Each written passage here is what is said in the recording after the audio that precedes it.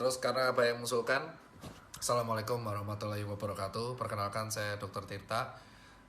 Saya ingin sharing beberapa hal. Hari ini saya adalah hari kedua saya di Rumah Sakit Kartika Pulomas.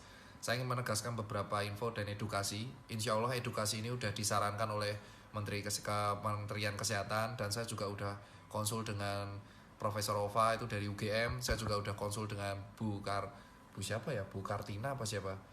Lupa saya, itu dari Menkes. Saya juga udah diskusi dengan beberapa tim Junior Doctor Network. Saya ingin share beberapa edukasi, tapi sebelum saya share, saya ingin bilang bahwa keadaan saya baik-baik aja. Ya gak gitu-gitu baik banget. Saya masih demam, naik turun, sama batuk. Posisi sekarang saya udah di rapid test di hari Rabu itu saya negatif. Dan saya ini adalah demam hari kedua, dikarenakan hari Jumat saya ada kontak dengan beberapa orang yang COVID. Dan ini saya PDP, masih pasien dalam pengawasan. Saya tes negatif, paru-paru saya di ronsen alhamdulillah aman, cuman ada gambaran bronkitis kronis. Ya, saya emang ada penyakit bronkitis kronis dari 2018.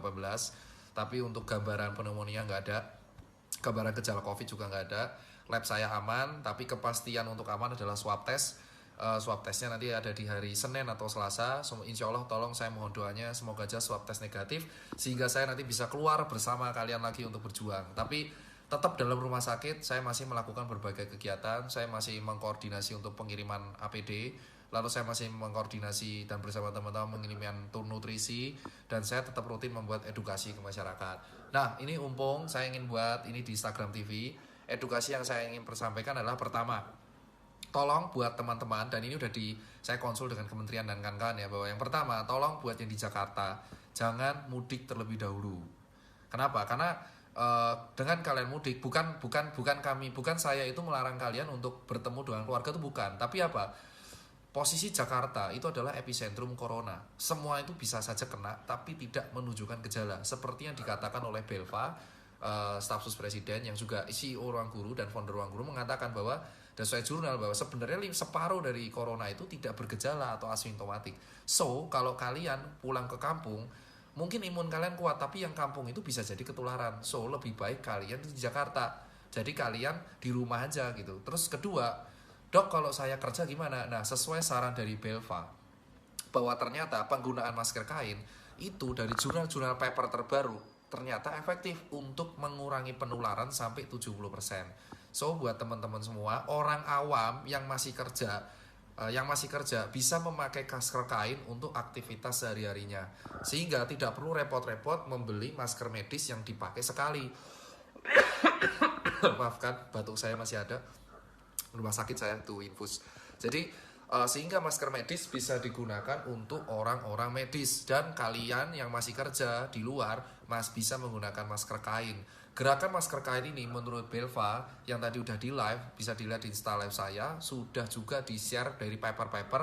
Itu ternyata beberapa bahan bisa mengurangi potensi menularkan infeksi COVID-19. So, buat teman-teman awam bisa beli masker kain, karena penggunaan masker kain ini juga bisa untuk meningkatkan daya beli masyarakat ke brand lokal dan meningkatkan vendor-vendor brand lokal. Terus yang ketiga adalah tolong buat para influencer, saya mengucapkan terima kasih baik banget buat influencer Atta Halilintar, Ria Ricis, Reza Arab, Raquel Venya, Sarah Gibson, terus habis itu ada Indra Bekti, lalu ada Amazing, terus ada Ridwan Hanif, banyak banget yang telah membantu donasi.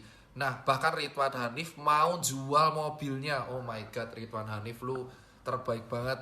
Aku terima kasih banyak banget influencer-influencer supaya donasi ini terarah. Jadi gini, saya ingin menerangkan kepada influencer bahwa kita itu ada 5 hal yang dibutuhkan. Yang pertama adalah APD.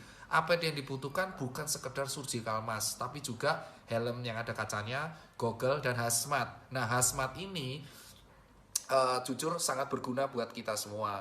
Yang kedua adalah nutrisi buat tenaga medis. Tolong bisalah buat kalian teman-teman orang awam, bisalah jika kalian menemukan fasilitas kesehatan di sekitar kalian, di sebelah kalian, puskesmas, klinik, rumah sakit swasta, mereka tuh kurang makan, tenaga medis tuh kasihan banget. Kasihlah mereka madu, kasihlah mereka vitamin. Terus yang ketiga adalah buat teman-teman yang sudah dikasih libur, tolong di rumah aja. Kalau kalian keluar itu mending jam 10 ke atas untuk kena sinar matahari. Tapi nggak usah lama-lama, 15 menit itu udah cukup. Dan kalian jangan untuk nongkrong-nongkrong, jangan kalian main-main dan malah liburan. Dan keempat, tolong cuci tangan yang rajin. Cuci tangan dalam waktu 6 langkah seperti tutorial udah di share di YouTube dalam beberapa hal. Sebelum masuk ke rumah cuci tangan, sebelum megang anak cuci tangan.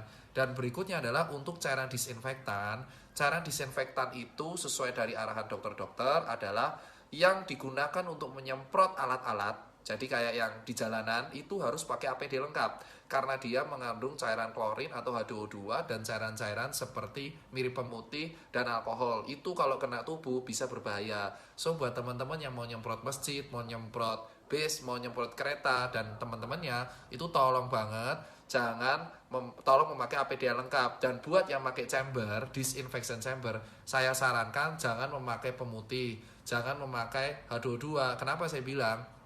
Jadi cairan yang ada di buat alat disinfektan nyemprot ruangan sama yang disinfection chamber itu berbeda. Nah, salah satu langkah yang bisa dilakukan seperti chamber yang dibuat dompet duafa. Ini efektivitasnya emang masih dikit, tetapi chamber ini bisa berguna untuk mengurangi jumlah virus di pakaian. Bisa memakai Aquades dan Dettol. Untuk takarannya bisa ditanyakan kepada dompet duafa dan Fatur dari UGM. Yang kelima adalah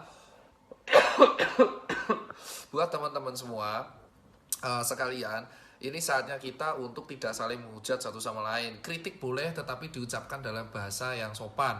Dan buat teman-teman tolong jaga diri di rumah, jaga kesehatan. Kalau kalian ada gejala kayak saya, kayak seperti demam batuk, entah itu corona atau enggak, beware, langsung jaga diri, bed rest, dan minum vitamin, minum suplemen, dan karantina di rumah. Jika selama 3 hari demam Anda nggak turun, langsung ke rumah sakit dari puskesmas terlebih dahulu.